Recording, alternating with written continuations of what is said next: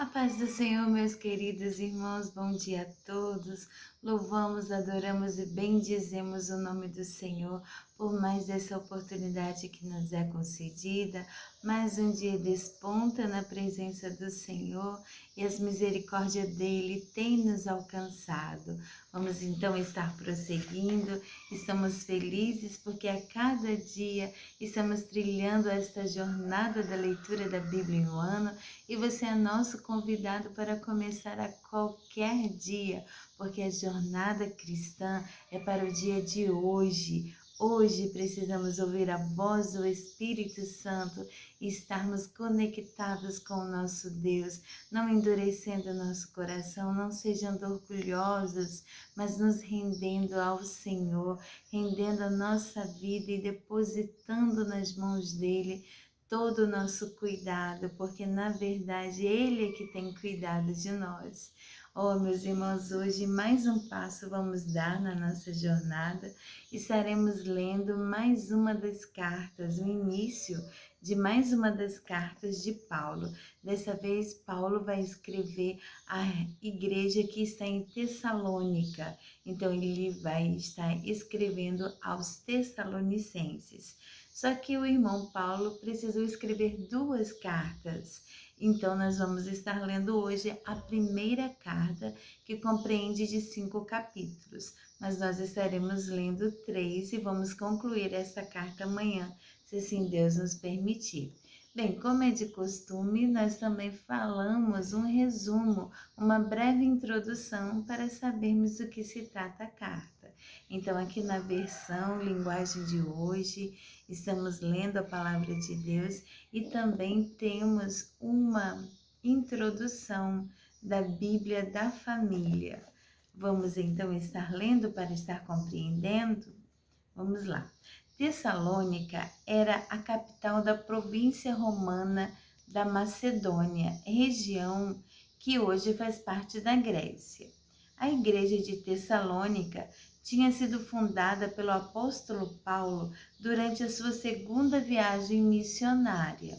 Os judeus daquela cidade fizeram forte oposição aos cristãos e por isso Paulo e Silas foram forçados a fugir para a cidade de Bereia. Mais tarde, na cidade de Corinto, Paulo recebeu de Timóteo, seu companheiro de trabalho, notícias a respeito da situação dos cristãos em Tessalônica. Paulo então escreve a primeira carta aos Tessalonicenses para lhes dizer como está contente com o progresso espiritual deles e para animá-los a continuarem firmes na fé em Cristo Jesus e a viverem de uma maneira que agrade ao Senhor Deus. Ele lhes recomenda que não se preocupem com questões sobre quando os mortos vão ressuscitar e quando Jesus Cristo vai voltar. Paulo pede que confiem no amor de Deus, o qual nos escolheu para sofrermos o castigo da sua ira, mas para nos dar a salvação por meio do Senhor Jesus Cristo. Com carinho e amor, Paulo encerra sua carta aos Tessalonicenses com saudações a todos os queridos irmãos e irmãs. Nós vimos aqui, irmãos, que foi muito difícil a implantação do evangelho em Tessalônica, houve muita resistência, mas Paulo continuou firme no propósito de anunciar a palavra do Senhor. Agora ele escreve então uma carta a esta igreja. Vamos iniciar então os capítulos 1, 2 e 3, fazem parte da nossa agenda de hoje. Então, com a Bíblia na mão, como de costume, no momento reservado do seu dia, você vai estar agora lendo e meditando na palavra do Senhor. Lembrando que a irmã Daniela é só uma companhia, é só para você estar lembrando do seu compromisso. Primeiro, com o Senhor e depois comigo, e uns com os outros. Vamos então? Capítulo 1 de primeira carta aos Tessalonicenses. Eu, Paulo, Silas e Timóteo, escrevemos esta carta aos irmãos da igreja da cidade de Tessalônica, a vocês que estão unidos com Deus o Pai e com o Senhor Jesus Cristo. Que a graça e a paz estejam com vocês. Nas nossas orações, sempre damos graças a Deus por todos vocês e nunca deixamos de pedir em favor de vocês, pois lembramos na presença do nosso Deus e Pai como vocês puseram em prática a sua fé, como o amor de vocês os fez trabalhar tanto e como é firme a esperança que vocês têm no nosso Senhor Jesus Cristo.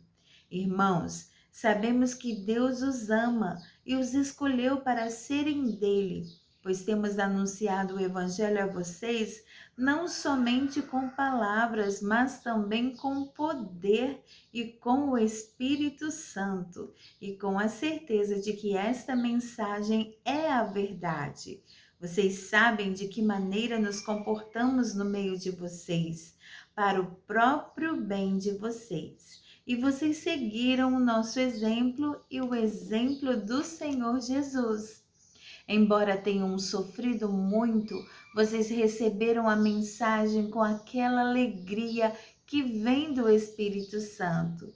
Desse modo, vocês se tornaram um exemplo para todos os cristãos das províncias da Macedônia e da Acaia, pois a mensagem a respeito do Senhor partiu de vocês e se espalhou pela Macedônia e pela Acaia. E as notícias sobre a fé que vocês têm em Deus chegaram a todos os lugares. Portanto, sobre isso não é preciso falarmos mais nada. Todas as pessoas desses lugares falam da nossa visita a vocês e contam como vocês nos receberam bem e como vocês deixaram os ídolos para seguir e servir ao Deus vivo e verdadeiro.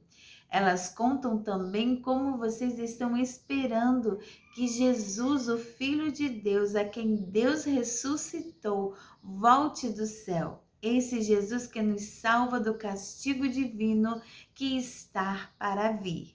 Capítulo 2. Vocês sabem muito bem, irmãos, que a nossa visita não ficou sem proveito. Sabem também como fomos maltratados e insultados na cidade de Filipos. Antes de chegarmos aí em Tessalônica, fomos muito combatidos, mas o nosso Deus nos deu coragem para anunciar a vocês a boa notícia que vem dele. Aquilo que anunciamos a vocês não se baseia em erros ou em má intenção e também não tentamos enganar ninguém. Pelo contrário, sempre falamos como Deus quer que falemos, porque Ele nos aprovou e nos deu a tarefa de anunciar o Evangelho. Não queremos agradar as pessoas, mas a Deus que põe à prova as nossas intenções. Pois vocês sabem muito bem que não usamos palavras bonitas para enganar vocês, nem procuramos tapear vocês para conseguir dinheiro. Deus é testemunha disso. Nunca procuramos elogios de ninguém, nem de vocês, nem de outros. No entanto, tínhamos o direito de exigir de vocês alguma coisa por sermos apóstolos de Cristo. Mas quando estivemos com vocês, nós fomos como crianças, fomos como uma mãe ao cuidar dos seus filhos. Nós os amávamos tanto que gostaríamos de ter dado a vocês não somente a boa notícia que vem de Deus, mas até mesmo a nossa própria vida, como nós o amávamos. Irmãos, vocês com certeza lembram de como trabalhamos e lutamos para ganhar o nosso sustento. Trabalhávamos de dia e de noite a fim de não sermos uma carga para vocês, enquanto anunciávamos a vocês a boa notícia que vem de Deus. Vocês são nossas testemunhas e Deus também de que o nosso comportamento entre vocês que creram foi limpo, correto e sem nenhuma falha. Vocês sabem que tratamos cada um como um pai trata os seus filhos. Nós os animamos e aconselhamos para que vocês vivessem de uma maneira que agrade a Deus, que os chama para terem parte no seu reino e na sua glória. E existe outra razão pela qual sempre damos graças a Deus. Quando levamos a vocês a mensagem de Deus, vocês a ouviram e aceitaram. Não a aceitaram como uma mensagem que vem de pessoas, mas como a mensagem que vem de Deus, o que de fato ela é. Pois Deus está agindo em vocês, os que creem. Meus irmãos, o que aconteceu com vocês já havia acontecido também com as igrejas de Deus na Judéia, com o povo dali que pertence a Cristo Jesus. Vocês foram perseguidos pelos seus próprios patrícios, do mesmo modo que os cristãos da Judéia foram perseguidos pelos judeus. Foram os judeus que mataram o Senhor Jesus e os profetas e também nos perseguiram. Eles desagradam a Deus e são inimigos de todos. Tentam até nos impedir de anunciarmos a mensagem de salvação aos não-judeus. Com isso, eles completam o total dos pecados que eles têm cometido. Mas agora o castigo de Deus caiu finalmente sobre eles. Irmãos, nós tivemos de nos separar de vocês por algum tempo. Estamos longe dos olhos, mas perto do coração. Sentimos muitas saudades de vocês e gostaríamos de vê-los outra vez. Por isso quisemos ir até aí e fazer uma visita a vocês. Pelo menos eu, Paulo, quis fazer isso mais de uma vez, mas Satanás não nos deixou. Afinal, quando nosso Senhor Jesus vier, vocês e ninguém mais são de modo todo especial a nossa esperança, a nossa alegria e o nosso motivo de satisfação diante dele pela nossa vitória. Sim, vocês são o nosso orgulho e a nossa alegria. Glória a Deus. Capítulo 3. Então, não podemos aguentar mais sem ter notícias de vocês. Por isso, Silas e eu resolvemos ficar sozinhos em Atenas e enviar a vocês o nosso irmão Timóteo. Ele tem trabalhado conosco no serviço de Deus, anunciando o Evangelho de Cristo. Nós o enviamos para animar e ajudar vocês na fé, a fim de que ninguém fique desanimado por causa das perseguições. Vocês mesmos sabem muito bem que elas fazem parte daquilo que Deus quer para nós. Pois quando estávamos com vocês, nós os avisamos que íamos ser perseguidos. E como vocês sabem, isso aconteceu mesmo. Por isso não pude aguentar mais sem ter notícias de vocês e enviei Timóteo para saber como vai a fé que vocês têm. É que eu tinha medo de que o diabo os tivesse tentado de tal modo que todo o nosso trabalho tivesse ficado inútil.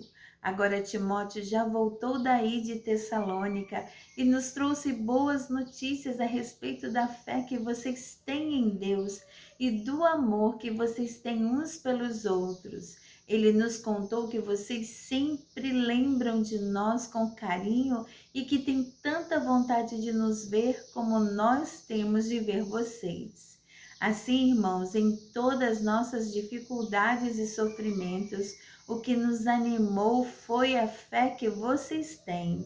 Agora nós nos sentimos com mais vida, porque sabemos que vocês continuam a viver firmes por estarem unidos com o Senhor.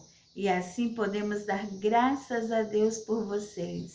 Agradecemos a alegria que temos diante do nosso Deus por causa de vocês. Dia e noite pedimos a Ele de todo o coração que nos deixe vê-los pessoalmente para podermos completar o que ainda falta na fé que vocês têm. Que o próprio Deus, o nosso Pai e o nosso Senhor Jesus preparem o nosso caminho para podermos ir visitar vocês. Que o Senhor faça com que cresça cada vez mais o amor que vocês têm uns pelos outros e por todas as pessoas, e que esse amor se torne igual ao nosso amor por vocês. Desse modo, Deus dará força ao coração de vocês e vocês serão completamente dedicados a Ele e estarão sem culpa na presença do nosso Deus e Pai, quando nosso Senhor Jesus vier com todos os que são dele. Amém. Glória a Deus. Nós adoramos o nome do Senhor, meu Deus. Por causa desta palavra tão abençoada, nós vemos que aqui Paulo está a animar e louvar a Deus e agradecer, porque mediante a tantos sofrimentos que passaram, para estar pregando o evangelho do Senhor aos irmãos de Tessalônica, ficou ali um povo que amava a Deus, que estava firme, que amavam uns aos outros e que as perseguições não os haviam feito desanimar nem abandonar a fé do Senhor. Ao contrário, eles ansiavam pela volta de Cristo. Eles também sentiam falta do apóstolo Paulo, e Paulo expressa aqui sua alegria, o seu cuidado e mostra como ele pelejou, como ele não quis ser pesado aos irmãos na questão do sustento próprio, mesmo tendo direito para isso, porque afinal de contas todo obreiro é digno do seu salário, mas nós temos visto que ele expressa uma grande alegria de ver que a semente do evangelho que foi plantada em Tessalônica, naqueles corações tessalonicenses, estava a brotar, eles estavam firmes no Senhor. E Paulo expressa essa alegria e anima e encoraja os irmãos para continuarem firmes, e que essa seja a palavra também do Espírito Santo para nós, irmãos, que sejamos firmes e constantes, que sejamos abundantes na obra do Senhor, que o Senhor venha a nos animar através da sua palavra, através do Espírito Santo, sabendo que nada é vão no Senhor. As perseguições, as lutas são para nos aproximar de Deus, não para nos afastar. Oh, meus irmãos, se o nosso Senhor Jesus sofreu e padeceu perseguições, sendo Ele o Mestre, que são os discípulos em relação ao Mestre, nós não somos maiores que Ele, nós somos sim seus discípulos, seus seguidores, e se Ele sofreu perseguições, insultos, nós também sofremos. O Senhor Jesus não enganou a ninguém, nem muito menos ao apóstolo Paulo, que fala das suas aflições, das suas lutas, das suas angústias, porque o Senhor Jesus disse: no mundo tereis aflições, mas tende bom ânimo. Aleluia! Precisamos ter bom ânimo, precisamos ter o nosso olhar focado no Senhor e não nas situações, para que possamos prosseguir na presença do nosso Deus. Nós sabemos que o inimigo luta, ele concorre contra nós, ele é o adversário, ele é o opositor, exatamente para que não consigamos chegar ao fim da nossa jornada cristã, mas que possamos estar com nossos olhares fixos no Senhor Jesus, almejando e já vendo a vitória nele, porque ele nos tem prometido, e fiel é o nosso Deus que prometeu. Ele é a verdade, ele é o caminho, ele é a vida. Não há por que temer, porque estamos do lado do nosso Senhor Jesus, aquele vitorioso, o justo, o verdadeiro. Aleluia! Glórias a Deus. Então, irmãos, não somos qualquer coisa, não somos um povinho qualquer, somos o povo de Deus, o povo eleito pelo Senhor, aleluia, aleluia, que nos redimiu através do sangue precioso de Jesus. E hoje somos o seu povo e estamos em Deus e o Senhor em nós, aleluia, graças a Deus por esse momento de comunhão, esse momento de meditação na palavra do Senhor. Adoramos o nosso Deus neste dia, entregamos a nossa vida em suas mãos. E agora, meus irmãos, queremos agradecer você que tem estado conosco pedindo também que curta, que dê o seu like, que compartilhe, deixe aqui seu comentário, um versículo que te chamou a atenção hoje. Com certeza Deus falou em especial ao seu coração, que você seja animado e vivificado no Senhor. Tenha um dia de paz, um dia de bênçãos, um dia de vitórias na presença do Senhor. Amém? E eu deixo aqui aquele abraço fraternal da irmã Daniela, a paz do Senhor. E amanhã estaremos dando continuidade à primeira carta de Tessalonicenses. Vamos então, irmãos, prosseguindo no nome de Jesus. Amém. A paz do Senhor.